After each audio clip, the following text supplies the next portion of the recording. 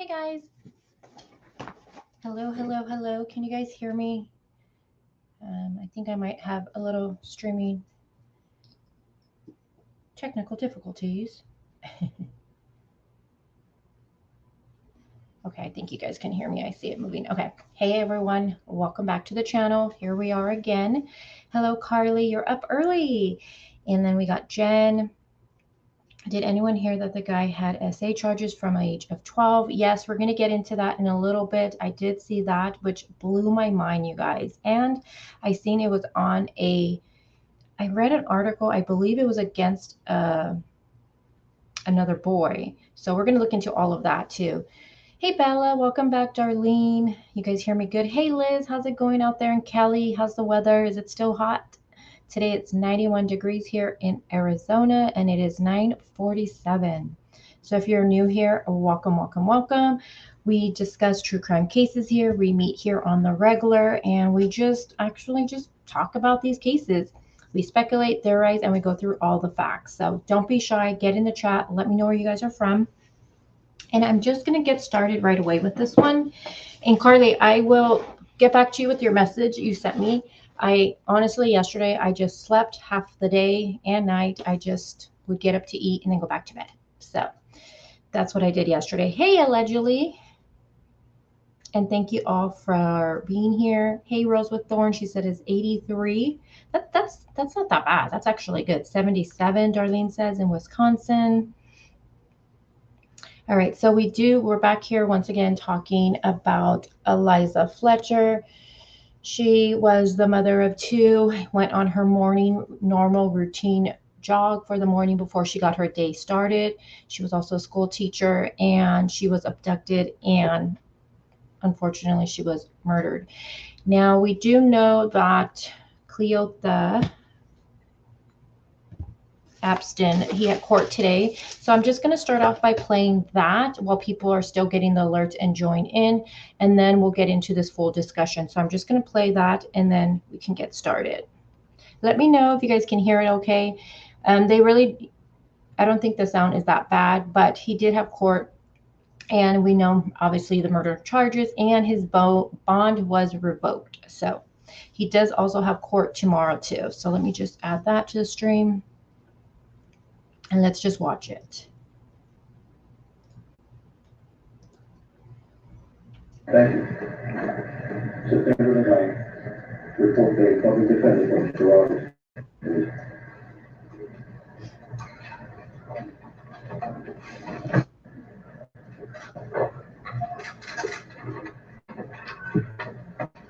Who was the other person that police said it was supposed to be?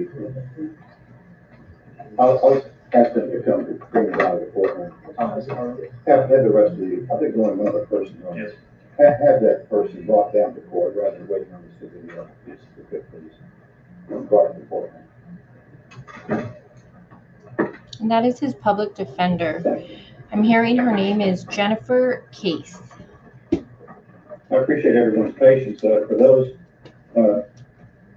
news outlets, media who have sent in a request to be allowed to video, I have the orders here to sign and to send to the various agencies with the addresses and emails provided to approve that. If you haven't sent in a request, at this time I will not require due to the number of media requests. I appreciate everyone's cooperation and patience. Again, you're here only to video or to photograph the defendant. No one else. No one else in the courtroom is to be photographed or video. I want to make that clear, please.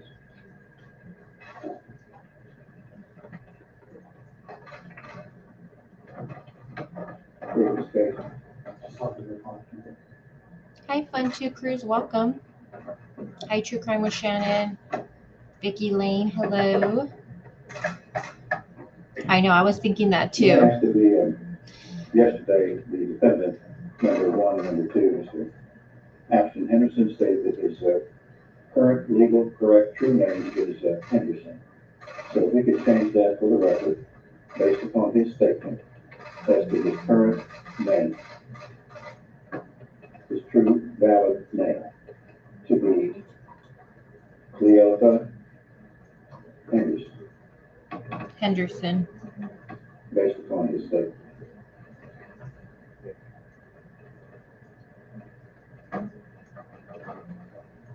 The court started a little bit later this morning due to a request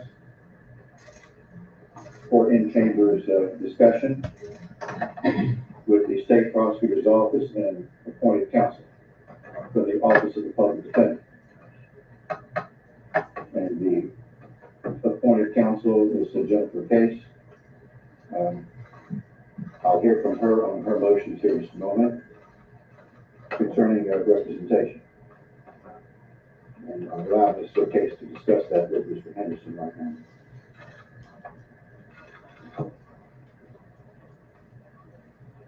I'll certainly hear from the state as well. It would be a woman too, right? Yes, Your Honor, I have discussed this with Mr. Henderson this morning, and he does confirm that he would like to be referred to as Henderson.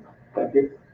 Your Honor, I have raised some issues with the court, brought it to the attention this morning, and I would explain to my client that until the issue is resolved, there can't be any hearings held in the case. All right. Statement from her. We understand that, too, Your Honor. We have asked, Your Honor, with Ms. Case present, to file a written motion. Obviously, Mr. Henderson had not been charged with murder at the time of his arraignment yesterday. He now has. We've asked Your Honor to consider that change in circumstance and temporarily show no bond set on Mr. Henderson, acknowledging full well that he has the right to a hearing at a later date, and understand Your Honor is going to resolve the other issue quickly. Thank you. Anything else? The motion previously filed by defense counsel concerning extrajudicial statements being made regarding a case would be considered. That was filed by current counsel. An issue has been raised by defense counsel concerning representation. In order for me to resolve that issue, I need certain records from various courts and from the state to hear from them with anything they want to file in response, as well as the current counsel in this case. And I think we're pretty much close to that, but there are several decisions and records that I need to make a decision. So I'm going to order at this time that Mr. Henderson, based upon the new charge, Mr. Henderson, we're now charged with first-degree murder. I did advise you yesterday concerning the other charges, especially aggravated kidnapping, tampering with or fabricating evidence in a criminal case. The bond in that case was set at $500,000. And now in this case, the state has filed and you are charged with first-degree murder. So in light of the change of circumstance, with the additional charge in that case of first-degree murder, I'm going to order that there be no bond. The $500,000 bond will be revoked pending a hearing for bond. And to have a proper lawyer represent you on that, in light of Ms. Case's issues that were raised, which I'll not go into until I can resolve them, hopefully by tomorrow, and see about another lawyer for you if necessary. First, I have to make a ruling on the motion filed by current defense counsel. So the status of the case will be that your cases, Mr. Henderson, are set for tomorrow, which is September the 8th. On the first case, for record 2201822, on the additional charge having been filed in that case of first-degree murder, there will be no bond set pending a hearing for bond. A hearing on that bond. No bond. In the second case, 22018270, on the charge involving theft, identity theft, and fraudulent use of a credit card. There'll be no bond set in that case. So the defendant held without bond pending a bond hearing at a counsel. I'll try to resolve these issues as quickly as possible. I'll hold them for tomorrow.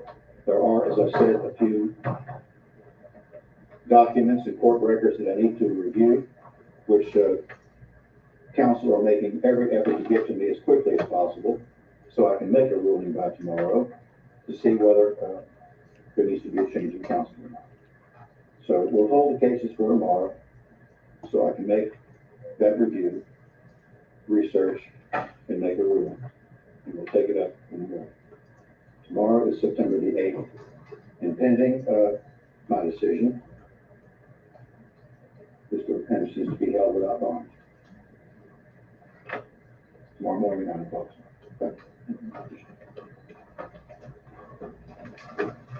Mr. Gabriel here. Thank you.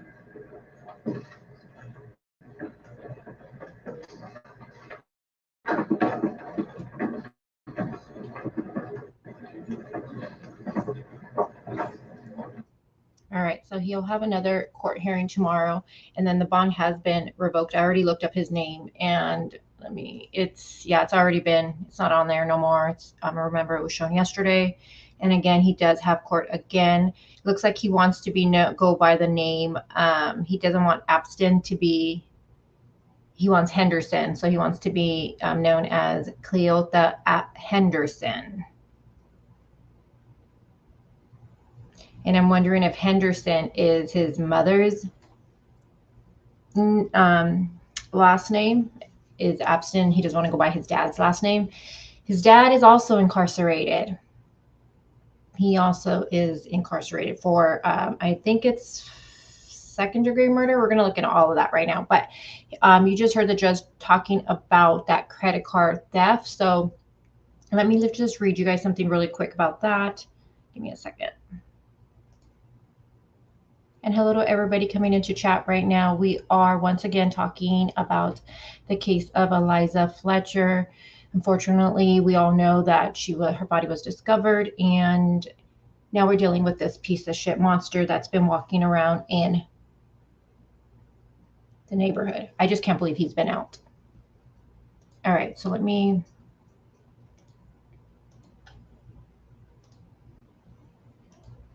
read this really quick to you, and then we'll get started with everything else. Okay, can you guys see that okay? I think you guys could. Let me zoom in just a little bit.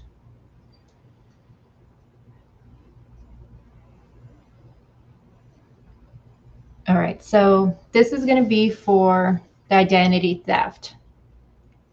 So it says that the state of Tennessee again, and this would be, it just goes over the sergeant made oath that on or about Thursday, September 1st, 2022, in said county and within the jurisdiction and all of that. You guys know I don't usually read all that, but that one Cleotha Henderson, aka Cleotha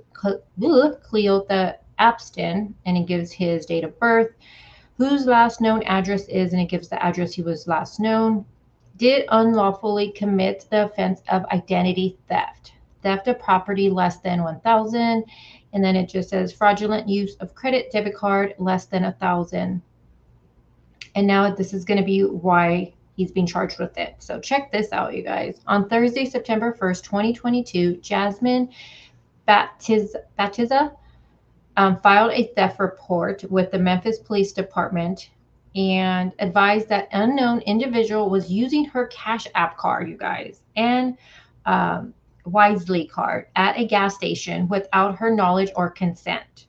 Now, she left her wallet at work, she says, at the Malco and it gives the address, and later learned through text, the cleaning service learning through text alerts that her card were being used. Investigators retrieved video from this address showing an employee of the cleaning service taking a victim's wallet. Remember, Abston worked for the cleaning company called, what was it called?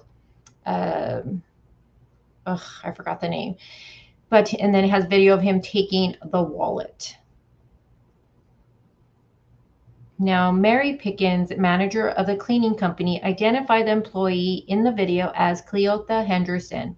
Now, the victim was able to give investigators location where the cards were used and amounts taken. Investigators went to, and it gives the address, and retrieved video of Cleotha Abston using the cards at the gas pumps. And the total loss of it all was $910. And again, this offense occurred in Memphis. So he was cleaning. She left her wallet there, and he at her job, and he was working for the cleaning service he did. He sees her wallet, takes her freaking cards, and then just uses them. I mean, this guy, I can't believe this shit with him. So that's where all the theft is coming from. Yeah, I think I'm thinking maybe that's why. Ohio says, I bet you're right. He doesn't want the same name as the dad because jurors may be familiar with the name. I just think I don't know. It's just interesting. He wants to be known by Henderson. Insanely Confused says that she's 3 hours from where this happened. And welcome to the membership, Ohio. Thank you for choosing us here at the fam. Welcome to the fam. True Crime says, it doesn't matter what he wants to be call himself. He's a piece of shit.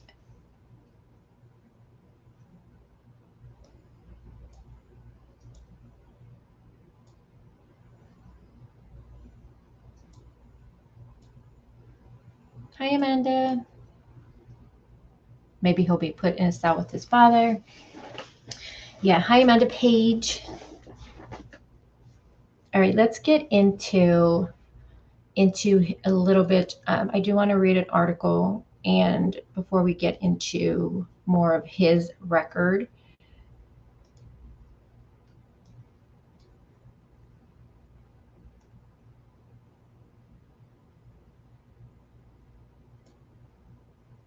All right, so I'm going to do a little reading for you. Let me share my screen. And again, thank you guys for being here with me. I do appreciate all of you guys talking this case. It's just heartbreaking. And I'm seeing all over Twitter. I'm not sure if you guys are on Twitter. And I'm sure it's being shared a lot on TikTok too. But runners are dedicating their run to Eliza. And it's just so beautiful to see so many people in that community, in runners and just the fitness industry. I'm seeing people dedicate their workouts to her. And it's beautiful to see everyone coming together and dedicating that to her. It's just really sad, like I said yesterday, to know that this mom, she started her day off the way she always did. And it was to do something to make her feel better. She loved to run and she was good at it, they said. And this happened. So it's just really heartbreaking.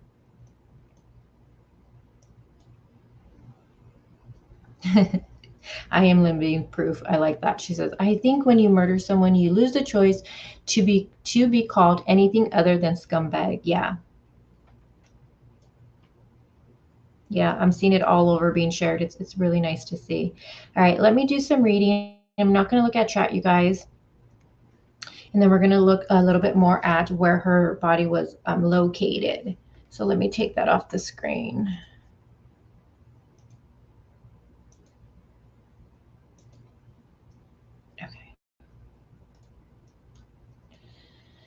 All right. Now, we know that authorities have not confirmed Eliza's cause of death as of yet, but they have confirmed the identity of the body, which was found 7 miles from where she was last seen. Now, the ultra runner vanished while on a jog around 4:30 a.m. on Friday, sparking a 4-day-long hunt, which led officers to several wooded areas across Memphis. And during this whole time that they were searching for her, I know not just myself, but a lot of you who are really invested in this case. And if you are on the Facebook groups, in those groups, those 4 days were so hectic because we were looking at flight, to see where they were searching. We were listening to the scanner. There were people that were local that were going live, and it was just so intense within those 4 days. I don't think I really got any sleep because I kept just going from one app to the next app, going to Facebook and then listening to the flight and then seeing if they were out looking, where they were looking, putting on the scanner. I mean, it was just really, really crazy. Now, unfortunately, she was discovered by the steps of a one-story property just yards from where police last spotted the vehicle she was forced into. Now, a bloodstain remained at the bottom. Oh my God, I didn't read this part. A bloodstain remained at the bottom of the stairs next to the patch of dirt where her body was found. Whoa, I missed that when I read this the first time. Wow, a bloodstain remained at the bottom of the stairs next to the patch of dirt where her body was found. And remember, he was cleaning his vehicle. There's that surveillance. I know I put it out for you guys to watch, and we can watch it here. But it's really hard to tell what he's doing. You can tell he does spend time. He goes in his trunk, and then in that video, and then you can tell he spends a lot of his time like on the passenger side. And then he does go back into the apartment complex. But it's being stated, based off the time frame, and then what his brother, and I'm not sure if that was the brother's girlfriend who also lived in that home, but witnessed him cleaning, his washing his hands and then cleaning his clothes and then also cleaning the vehicle out. So there was obviously something left in his vehicle that he was trying to clean up, but to know that there was a blood stain, I know a lot of us was just thinking possibly strangulation, but I mean, if there was a blood stain remained at the bottom, I don't know. Now, again, there was a blood stain remained at the bottom of the stairs next to the patch of dirt where her body was found, with flies still swarming the area, and locals reporting a stench of decay. Now, Abston, who is accused of taking the jogger, drove with her in his GMC Terrain for an hour and a half before the vehicle was spotted turning into the road where her body was discovered. So an hour and a half, you guys, an hour and a half. So remember, he's spotted on surveillance 24 minutes before, right? And then he passes her, and then he waits for her, and then that's when he jumps out and grabs her. Then he remains parked for 4 minutes. For 4 minutes, you guys. Now I'm wondering what happened in those 4 minutes, and then an hour and a half, and then within that hour and a half, he did something to her. So do you think this was just a spur of the moment crime where it was just a crime of opportunity? He was out prowling and maybe he seen her. I don't know. It's just, I know other people still think there's more to it. I still have my thoughts on it, but it's just an hour and a half. Now, the area where the body was found is just 100 yards from the Longview Gardens apartment complex, and we know that is where his brother lives, Mario.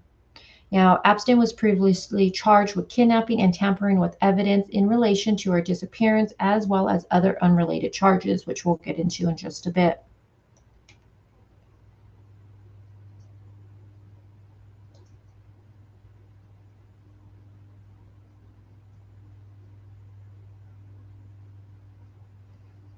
Now, Eliza's family are understood to have attended the short appearance, which was adjourned until another hearing on September 7th.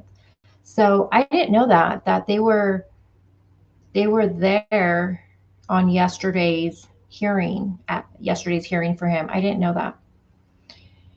Now, he appeared in court, this was yesterday they're referring to, in court wearing a mask and green issued prison uniform, swaying back and forth, looking towards the family of the victim before telling the court in affidavit that he is unable to afford a lawyer or make bond, and that was yesterday. I mean, he's just a piece of shit. Seriously, a piece of shit.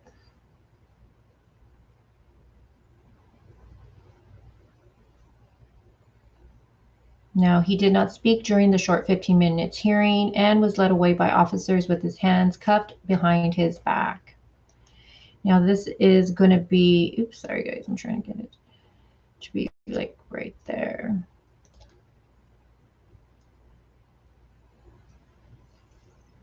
So So this is the house that where her body would be found. It does, I looked and it does, it's off the market. It says vacant and stuff like that. I don't know who actually owns this house or anything like that. I know people are trying to see, and I did go on Google Map just to look at the area. I'm not sure if other houses nearby are also like no one's living there, but there is a house right here on this side. And when we look at the map, you'll see it. It's literally next to it.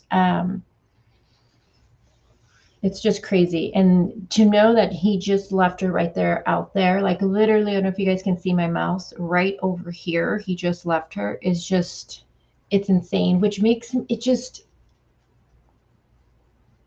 seems so unorganized and just kind of like not much thought into it, I guess. Because at first I was thinking maybe this might have been planned, but just knowing that where she was located and an hour and a half this happened, did something go wrong? Or is it because he didn't want to leave a witness this time because of what happened when he did the first kidnapping and then he was sentenced to 24 years? He did 20 years of that. So was it this time that he just thought, I can't leave a witness behind this time, so that's why he did that? Or is it because she fought back so much? We do know that from law enforcement, from the surveillance they seen, because they do have surveillance of her actually being abducted, and they did say that there was a struggle. So I'm wondering if she just continued, excuse me, if she just continued to fight back when she was in the vehicle, and did he do something then? A little graphic, but did he beat her? Knowing that there's blood, something happened to her in that vehicle, without a doubt, happened to her in that vehicle. And I'm just wondering if it happened then, or did he just, restrain her, knock her out, and then proceeded to do what he did to her. We do know that her shorts were found, and we went over that yesterday. Give me a second.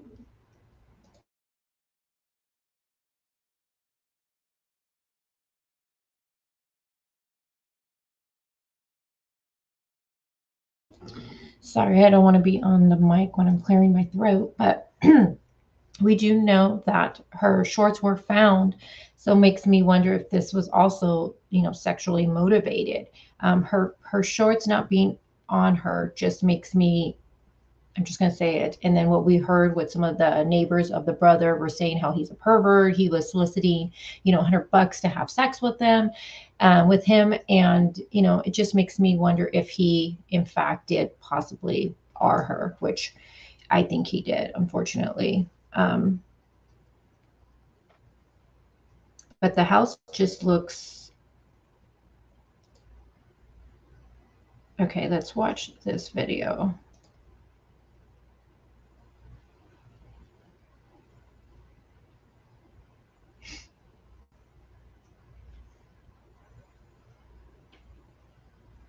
Come on, loader. Let's load it up.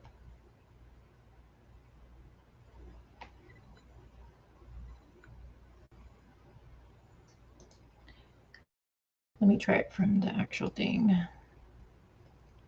Hold on. Let's try it from right here.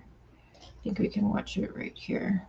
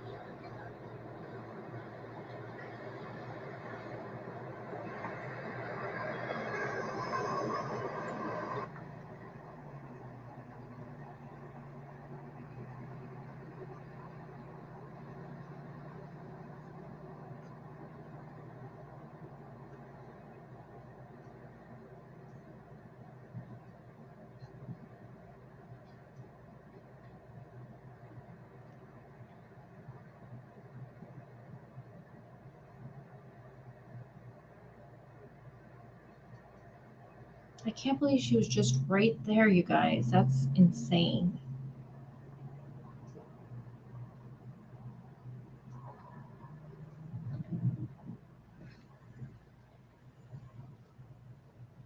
And see, there is that big old bush and you can't even see the property because of that bush.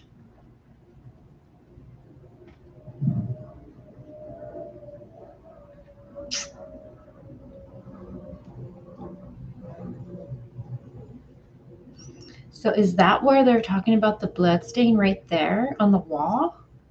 Yeah, they must be. I was wondering why they zoomed in right there. Oh, wow.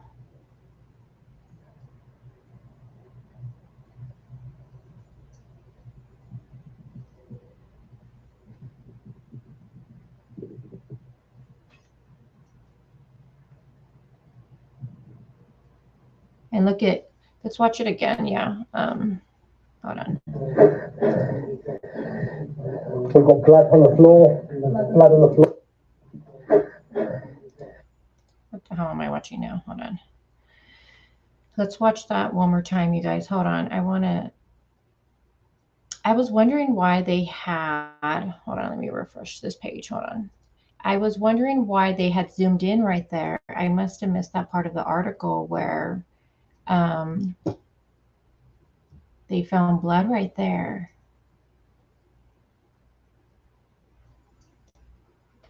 Okay, hold on. I just want to watch it one more time, you guys. Sorry.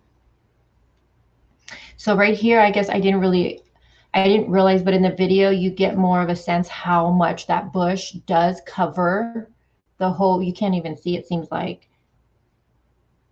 Okay, let's see.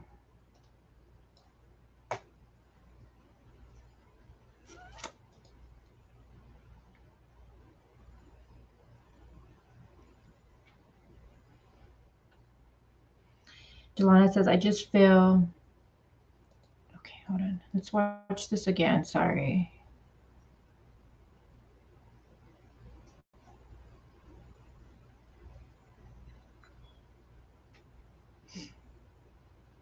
Delana says, I just feel that it was so early in the AM for him to be out lurking with someone else's car. Well, I believe that he used that car all the time, though, because if you think about it, his boss, what was her name? Marilyn, was it Marilyn Pickens? I could be wrong on the owner's name, but I know it was something Pickens. She stated that she's the one who gave officers his phone number, and she did say that yes, he does drive that GMC. So I think he used that vehicle.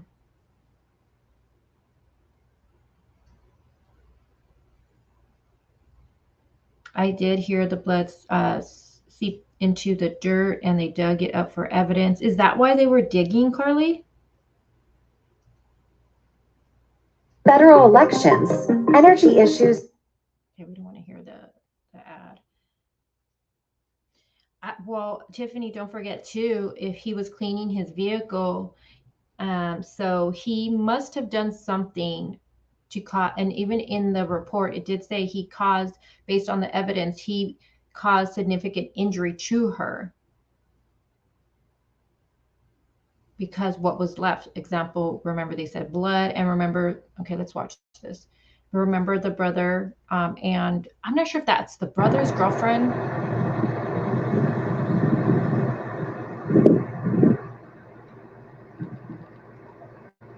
Don't get mad, hold on.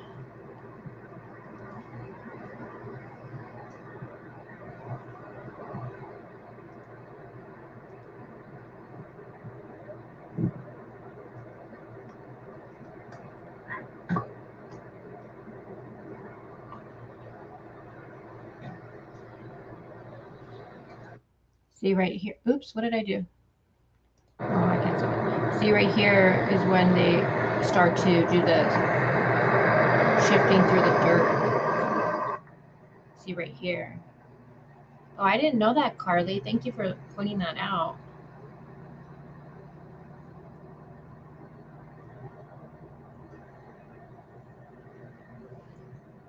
Hey, ATS. Free Society says he was paid.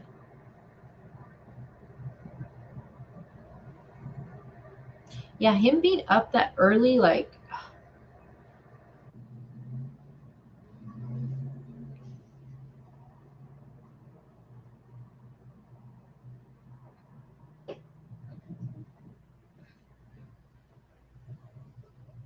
hey, Nate 3.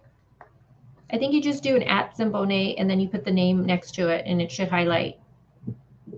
Every time I do it, it never works. But that's what I hear. I mean, he could, that's, oh, it's so creepy looking at this.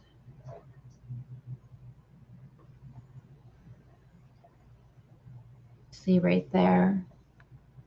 That's a lot.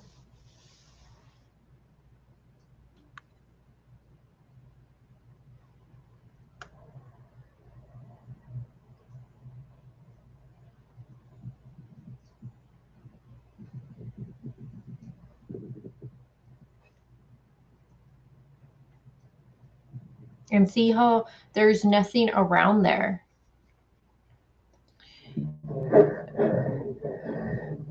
We've got blood on the floor. There is nothing around. Let me go to Google Maps real quick for you guys. Let's see.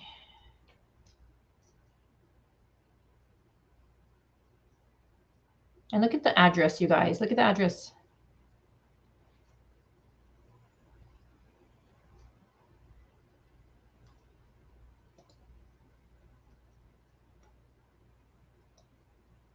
Let me zoom out a little bit. See, look at. I wonder, is this, are the homes near here vacant?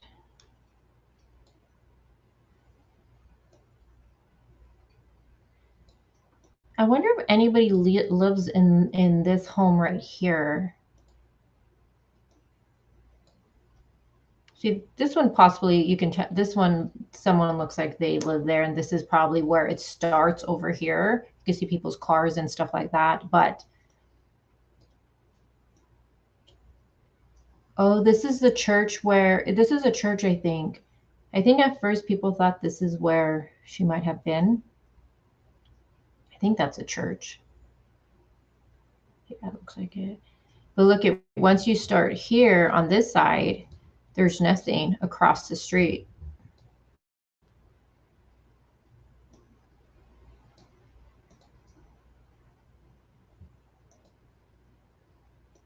See, it's all open right here. But then look at this house right here. So there's a house here.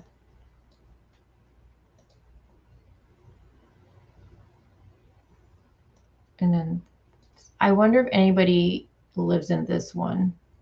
But then again, it was at what? So he, so this, the crime, she was abducted at 4 in the morning, like 4:20, I believe they said. You guys have your seatbelts on, because if you're new here, I drive crazy. See, look at.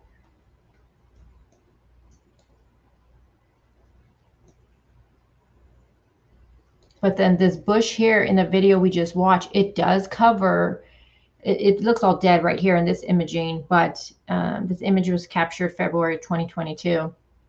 But when they were there, the video we just watched, it's completely, it covers that whole area. You can't even see anything.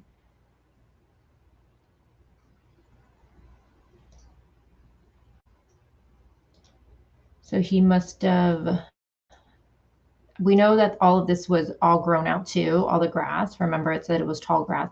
So I wonder if he just reversed or just drove straight. I mean, where he placed her, you guys, just seems like so stupid.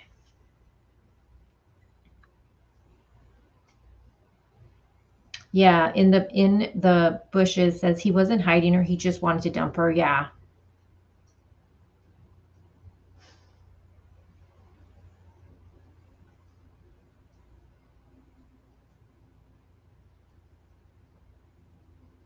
Yeah, the address is creepy as hell.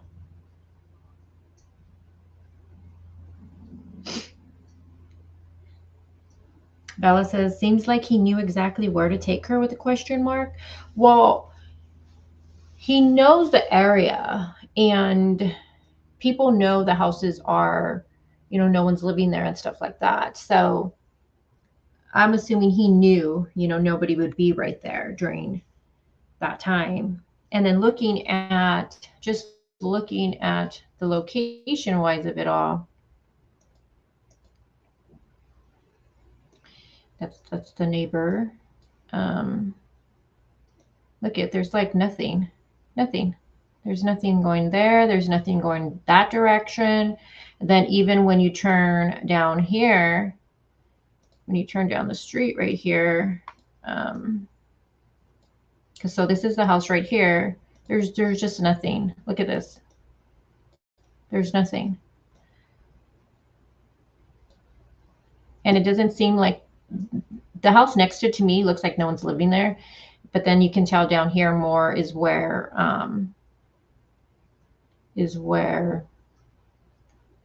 so this is the house here. Let's see.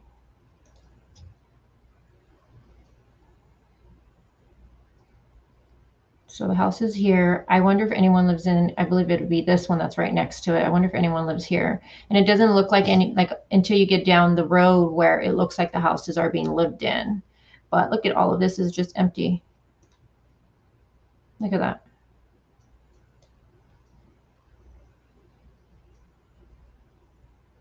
Insanely Confused says they tore down a lot of the abandoned houses because of the drugs. Nate 3 says, like, he didn't care about getting caught. He knew he was screwed. Yeah, which makes me wonder if he just, what do you guys think? What are you guys thinking? Do you think he was just out in the morning? He was looking for someone to kidnap, maybe to get money? I don't know. What do you guys think? Or do you think he had seen her before running in the morning and scoped her out and then went back particularly for her? Or what are your guys' thoughts on it? Because where he left her, I don't know who said it in chat, but you made a really good point. He wasn't trying to hide her. He was just trying to get rid of her body. And he just dumped her there. I mean, he didn't even dig or try to cover it up or anything. He just left her there. So that was a really good point. And if you think of the time frame, he abducts her at, we're told, 4:20, right? And then an hour and a half, he's already getting rid of her body.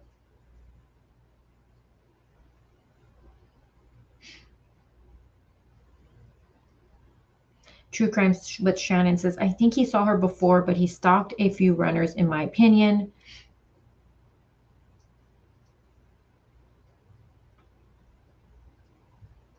Mandy S makes a good point. She says, why wouldn't he try for ransom if he knew her wealth?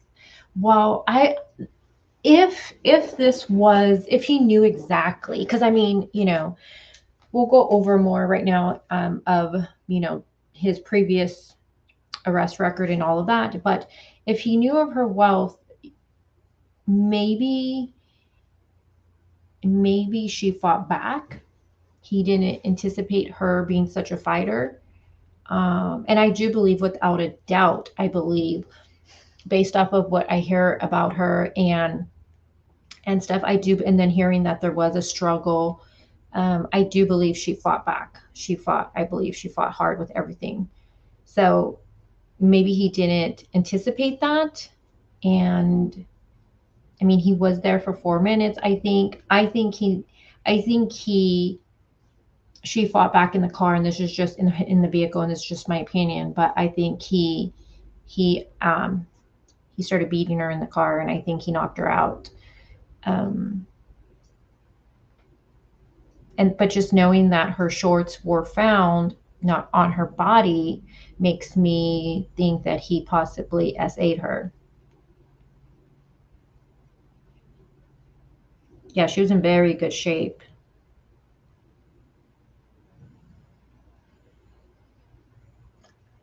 And that was something that she did all the time, and it seemed like she would run in that area all the time. So again, if he, had been in the area one day and he had seen her, maybe he went back specifically for her, or maybe he was just trying to take anybody out in the morning, maybe somebody else going running, because I know there are other people that go running in the area, and she just happened to be there that day. Heather Ann said, I honestly don't think he expected her to fight back, and it messed up his original plan. Yeah, that's what I'm thinking too, Heather. I also think, though, since he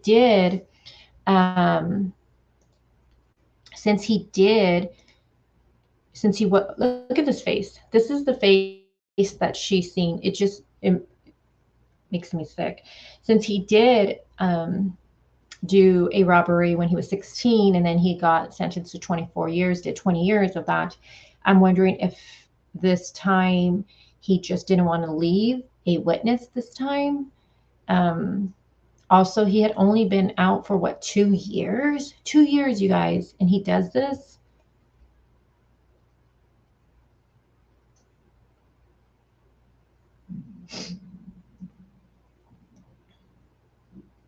And that was yesterday's. We seen that yesterday, and this is Eliza right here.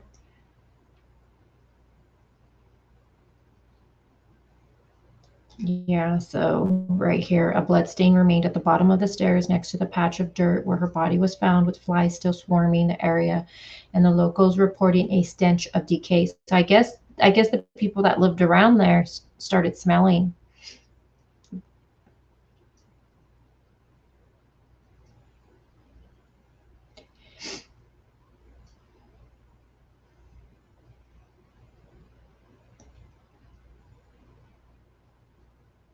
This is law enforcement right here. Memphis police officers were seen searching the area where Eliza was found. She remained hidden by long grass, and yeah, see the long grass. And I think they're going to show a photo of it too, for 4 days before discovery with blood seeping into the soil.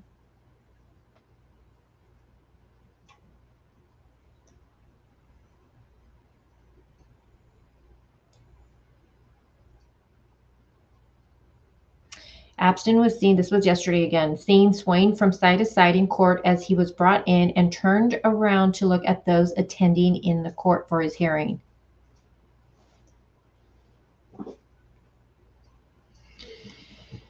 And then this would be, looks like the map. Let's see. So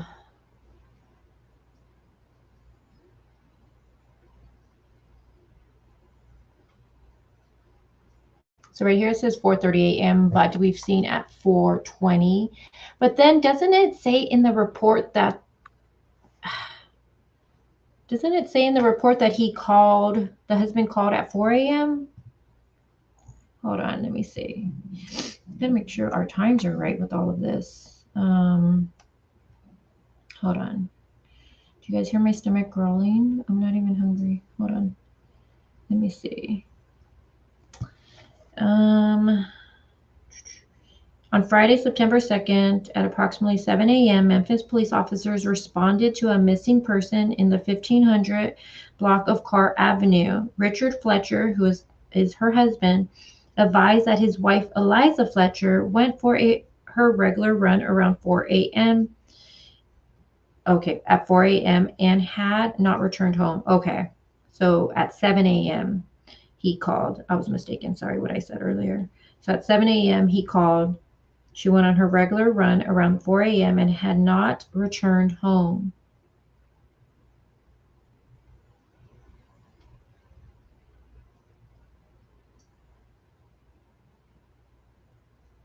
And I do wonder if he tried to, which I'm sure it's going to show, if he called or texted her or anything like that, how many times he did.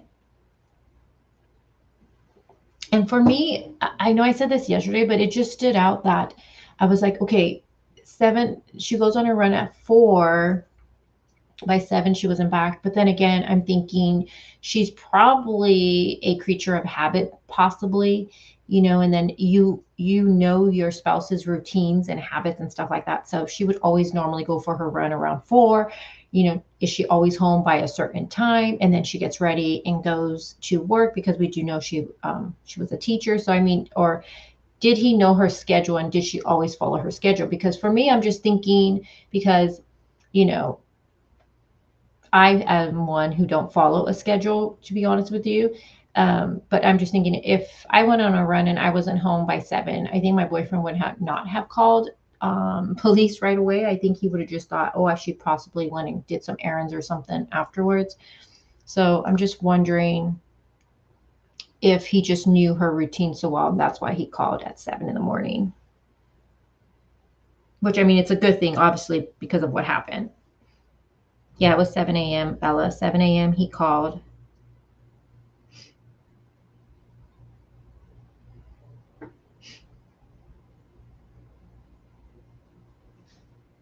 Hi, Heidi. Hi, Karen. Karen says, no coincidence, sick monster. Yeah, thank you, Carly. Husband called at police at 7 a.m. Jen says, some sources mention he had followed students prior, not confirmed yet, but he was accused of R when he was 12. Yeah, so the one about the source mentioned he had followed students prior, there's, and you're correct, it hasn't been confirmed yet, but there were some women from the track that were complaining of somebody harassing them, and this person was driving a dark, I think they said a dark SUV. So I mean, if you think about it, but I know law enforcement, when they were asked about that, not in the presser, when this first happened, a reporter asked about it, and I took it as Ellie really didn't even know. Like she made a statement like she doesn't think there's any connection, or she said something like that. But I mean, I'm sure they're looking into everything right now. But I mean, what are the odds though? And then we hear from some of the neighbors where the neighbors to his brothers, where he was spending, I think they said for the past few months, he was spending a lot of time at his brother's apartment. And some of the ladies there said that he gave them the creeps, that he would sit in his vehicle just staring at the girls, and that he would even try to offer $100 to have sex with him. They used the F word. I guess that's what he said. I'll give you $100 if you F me.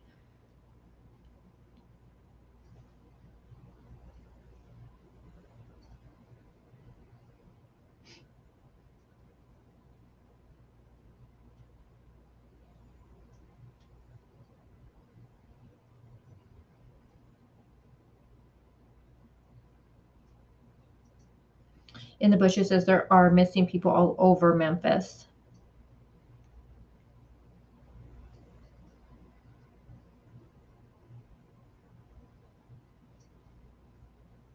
All right, so right here it says Central. So again, this is when Eliza, she was abducted. It says 4:30 here, but we've seen 4:20. And then this is Central Avenue and Zach H. Curlin Street.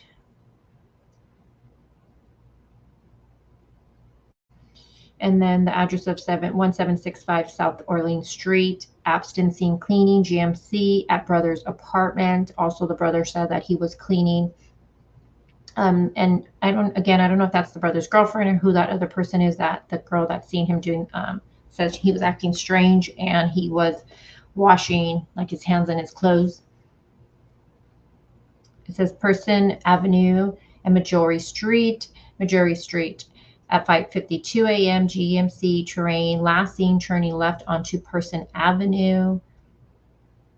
And then again, we just looked at the address, 1666. This is creepy. It's all 666 Victor Street. This is, of course, what we just looked at. Her body was found in long grass next to an abandoned building. All reporters are reporting it as a apartment complex. Have you guys been seeing that? I'm like, no, it's not an apartment complex. 1591 South Orleans Street. This is where the trash bag containing her purple Lululemon shorts were found in, which her shorts not being found on her really makes me feel like if he SA'd her.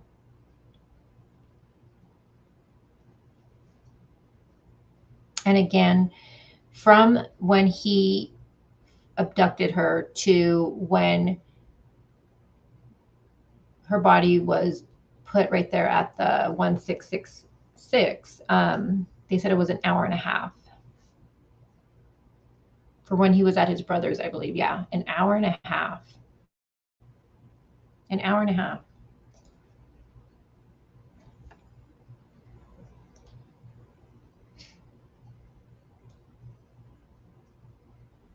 Let's see what this one is.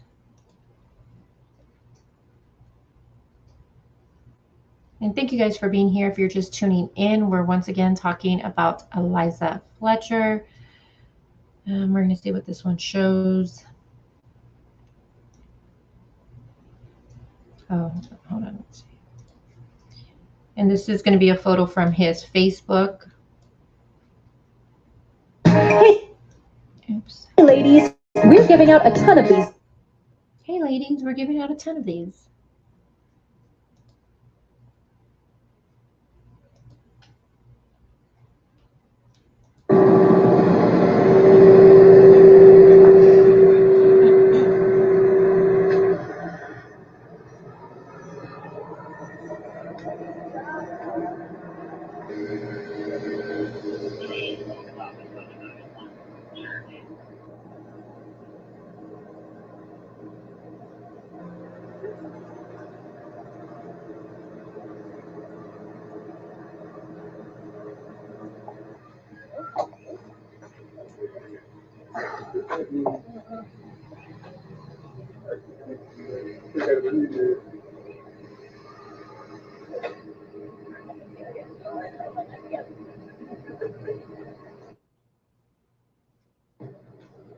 Well, this is when they were removing the trash can.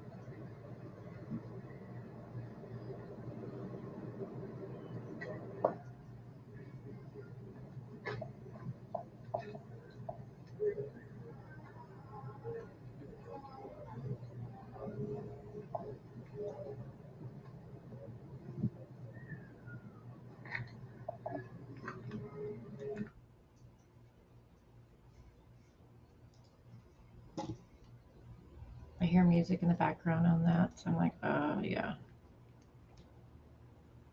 Let's see.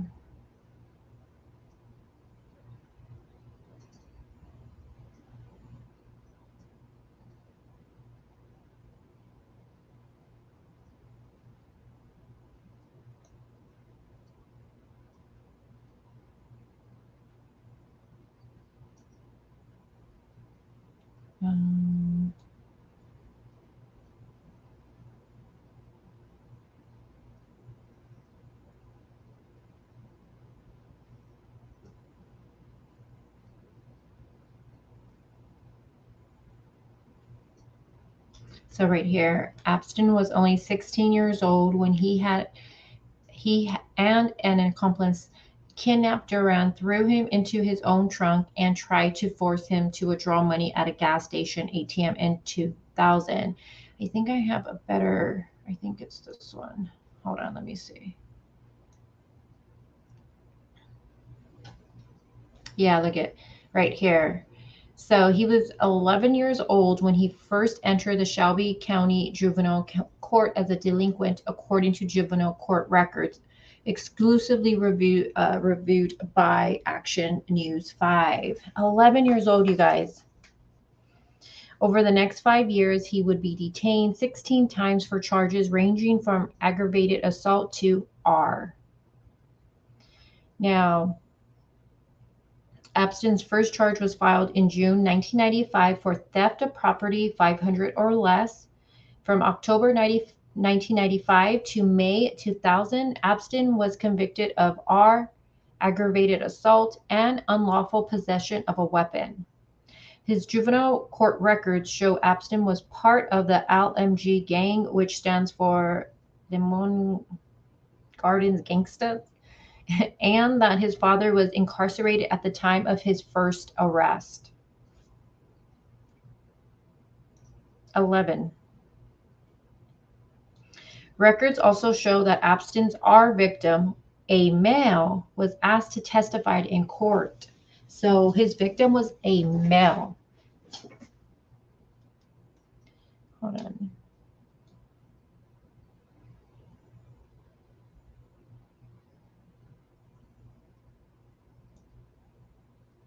Wow. Now, the R charge was sustained, and Abston was placed in the custody of Shelby County's Youth Service. In fact, Abston was placed in the custody of Youth Service multiple times as a young teen. However, it says 2 weeks after he was released to his mother after a 6-month stay, Abston committed his last juvenile crime before he was transferred to adult court. So from the time he was 11, you guys, he was in and out. From 1995.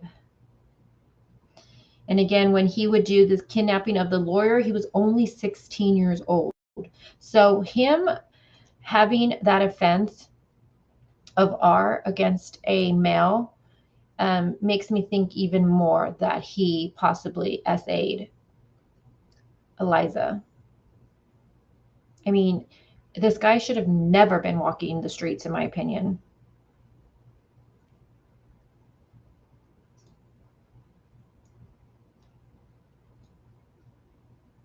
Now, in 2000, at the age of 16, Abston kidnapped Memphis defense attorney Kemper Duran.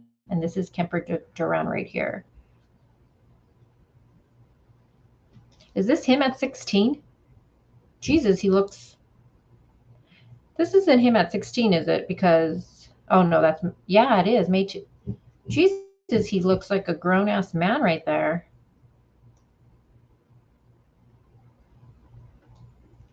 Now, Abston kidnapped Memphis defense attorney Kemper Duran at gunpoint in May of 2000. Now, Duran was able to yell for help while Abston was forcing him to withdraw money from an ATM. Abston, who was 16 at the time of the crime, was tried as an adult and sentenced to 24 years in prison. In 2009, Abston asked the court for an early release, citing in part ineffective counsel. Are you freaking kidding me? When I looked up his record, though, you can see it has the dates for all this. Now, the lawyer Duran, he did pass in 2013, and his surviving family members, a wife and 2 sons, did not want to comment formally on the new charges against Abston. Though one family wrote that they were deeply saddened by what happened to Miss Fletcher, who by all counts seems to have been a kind, caring, vibrant, and giving woman, mother, and teacher. Now, Abston served 20 years of his 24-year sentence for the Duran kidnapping, 85% of his term, and was released. He was released in November of 2020. So he was sentenced to 24 years, but he served 20.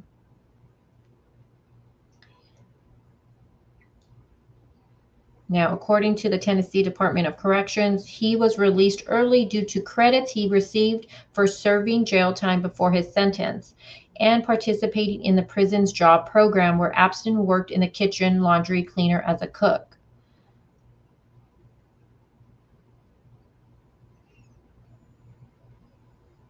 Tennessee Lieutenant Governor Randy McNally tweeted Tuesday that he believes had Abston served his full sentence, that Eliza Fletcher would still be alive. And I do think she still would be alive, but I do think that eventually there would have been somebody else that he would have got his hands on, unfortunately. Because I think he's just a monster.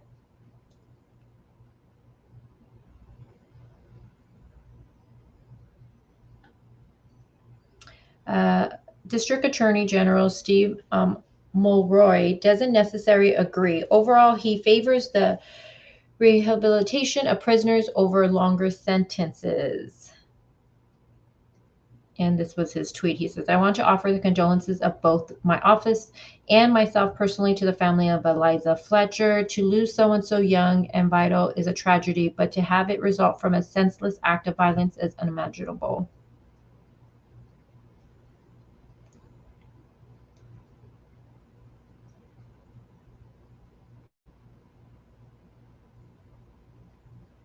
Now, right here, it says that Cleo Anderson Abston's father, who was incarcerated when Abston was first arrested, is currently in prison for second degree and is scheduled for release in 2044. Now, I still haven't had a chance to read it, but there is documents that talk about the dad's arrest. And I believed, if I'm not mistaken, the dad dated a woman named, her last name was Brown. So I know the owner of the vehicle, her last name is Brown. So I'm wondering, is there some connection there? Maybe that's why she doesn't want to even like go on record and saying who she is. I need to look more into that though. But yeah, his dad is in prison.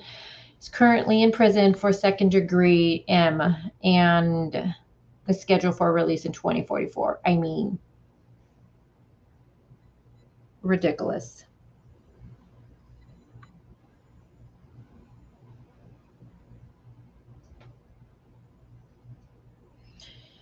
Seagate says, do they have the death penalty there? I believe allegedly let us know that they put a halt on it.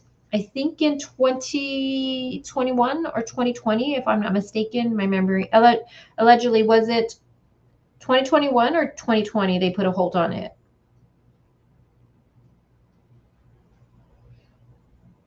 And I wasn't ignoring you guys in chat. I was just reading this. Now I'm looking at your guys' comments.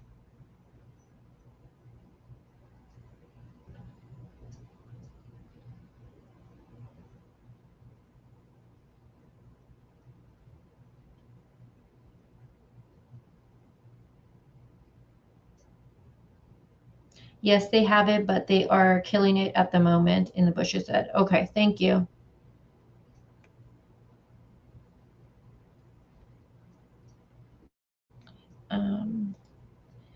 And then, let me see. So this is Kemper Duran. This is the lawyer that he kidnapped when he was 16 years old, you guys.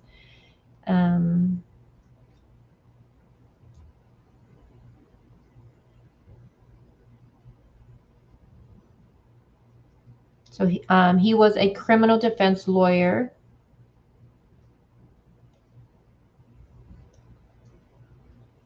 And then it goes into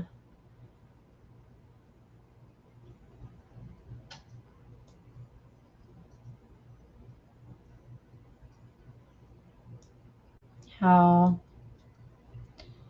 he was an advocate for, I believe, yeah, he first involved Kemper's defense of an innocent man, Clark McCulleney, for over 22 years. He resided in Tennessee prison, serving a sentence.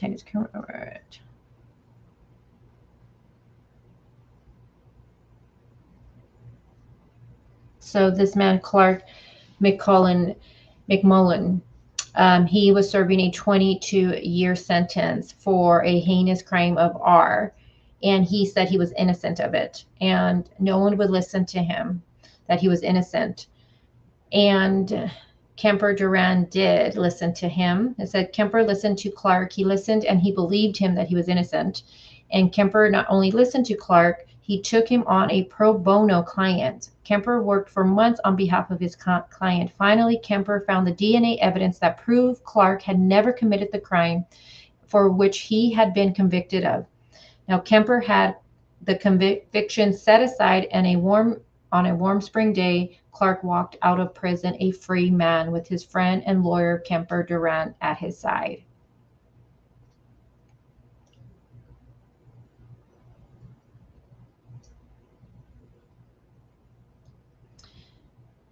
Okay, so this goes into the kidnapping right here. So one night several years ago, Kemper was leaving his office to head for home. As he was about to get in his car, so this is going to be the guy that he kidnapped when he was 16. As he was going to get in his car, he was by two men, one whom held, sorry guys, one who held a gun at Kemper's face and demanded his car keys. Kemper handed the keys over, and then at gunpoint, he was forced inside the trunk of his car. For the next several hours, Kemper was trapped in the cold darkness of his car trunk as the two men drove the car throughout the city. For time to time, the car would stop. The men would open the trunk, pull Kemper out, make him withdraw money from an ATM machine, and hand it over. After several hours of this ordeal, Kemper was standing at gunpoint alongside yet another ATM machine when he noticed a security guard. Kemper yelled for help. Now, this is when his assailants fled, but captured and arrested. Both men were tried and found guilty. At the sentencing hearing for one of the two men, a well-known lawyer appeared in the courtroom. It was Kemper. He told the judge he wanted to testify. Kemper took the stand and testified that the man who was about to be sentenced was not the man who kidnapped him at gunpoint and on that fateful evening. Yes, the man had been there. So he's talking about not Abston. He's talking about the other guy that was in the car with Abston during this time. Yes, the man had been there and could certainly be considered an accomplice, but as Kemper saw it, the man was at the wrong place with the wrong person at the wrong time. Kemper then further described how during those hours he spent in the trunk of his car, he heard the two men talking. He says the man who was now about to be sentenced had pleaded with his friend to stop the car, let this man out, give him his keys, and go. So it looks like the other guy that was there with Abston was trying to plead with him, like, just let the dude out. Let's just go. Give him his keys. Let's get out of here. So he was trying to tell the courts to have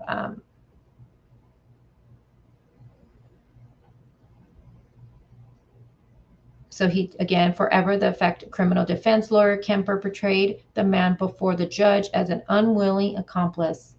He asked the judge that the judge give him the most lenient sentence possible. The judge agreed. Wow. Would you do that?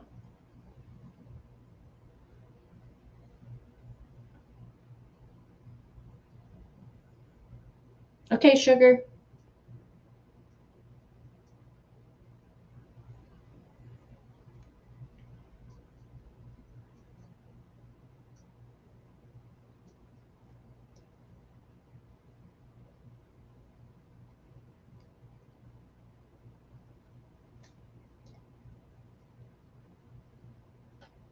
Seagate says yes.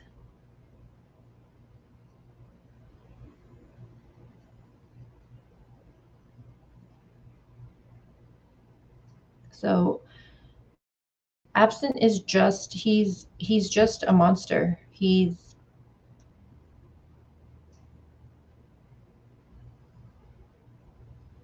knowing that he's been committing some type of crime. Look at this. Well, this one has him as 12 years old, so but that his lengthy history in the juvenile court system prior to his conviction for kidnapping, the earliest of which Duran said dated back to 1995 when he was no older than 12. Abstin also appeared in juvenile court records. Look at this. In 1996, so 1995, 1996, 1997, 1998, and 1999 for charges including theft, aggravated assault with a weapon, and R.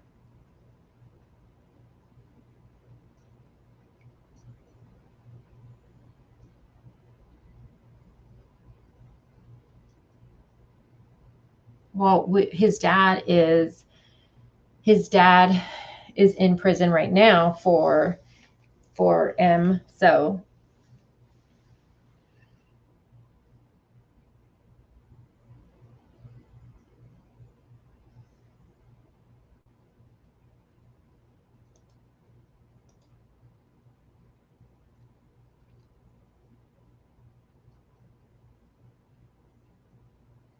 I don't know, Seagate. I don't know. I don't believe people are born like with an evil seed or anything like that. I don't believe that. But I do think what a child is, what he's brought into or what he is witness to can affect him. So we don't know what he's seen or what was done to him. I mean, for him to do R on another male at such a young age,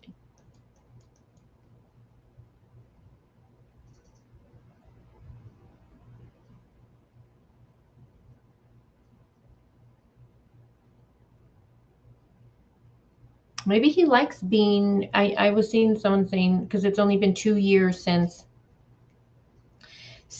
his release, and then he commits this crime. Maybe he likes being, he's used to being in prison. I don't know.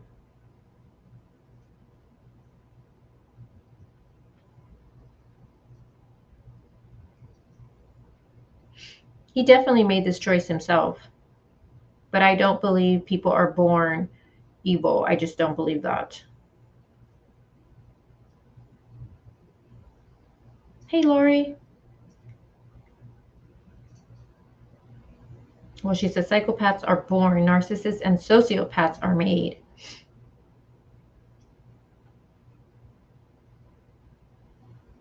He is definitely a bad apple, Grateful Ed.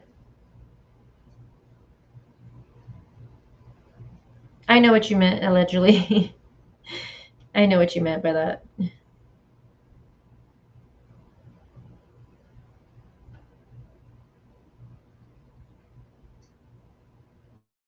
All right, you guys. So I'm going to let you guys go with this one. I just kind of want to go over his, what he's been arrested for, and just look more at the property where she was found so you guys can get a better visual of it. I still want to go more into, you guys can think I'm crazy, but I still want to go into how this all played out with her phone being found and all of that. I don't know. It's just something about that's just, I still want to talk out with you guys. So we're going to still cover this case and go through other things with it.